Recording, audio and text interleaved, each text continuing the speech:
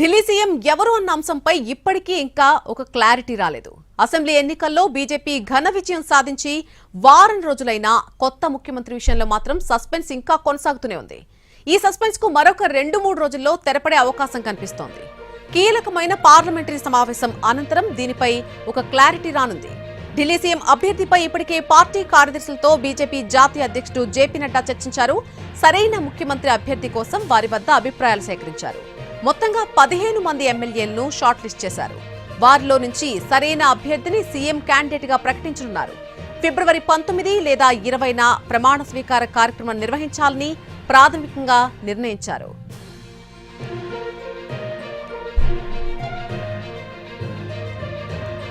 CM రేస్లో న్యూఢిల్లీ నియోజకవర్గం నుంచి కేజ్రీవాల్ ను ఓడించిన పర్వేష్ వర్మ మొదటి స్థానంలో ఉన్నారు. ఢిల్లీ బీజేపీ మాజీ చీఫ్లు విజేందర్ గుప్తా, సతీష్ ఉపాధ్యాయులతో పాటు సీనియర్ నేతలు మజీందర్ సింగ్ సిర్సా, పవన్ శర్మ, ఆశిష్ సూద్, మహిళా నేతలు రేఖా గుప్తా, శిఖారాయ్ పేర్లు కూడా ప్రస్తావనకు వచ్చినట్టుగా తెలుస్తోంది.